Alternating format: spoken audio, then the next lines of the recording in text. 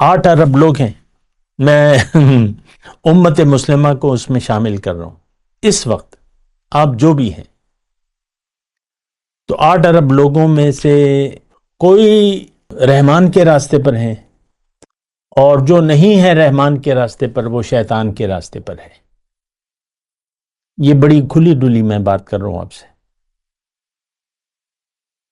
وہ ہمارے پشتوں میں بھی ایک وہ ہے نا، ایک مثال ہے، اچھی ہے، کہ انسان یا صورت دا رحمان دے یا صورت دا شیطان دے، کہ انسان مطلب اس کا یہ ہے کہ انسان یا تو رحمان کی صورت ہے یا شیطان کی صورت ہے۔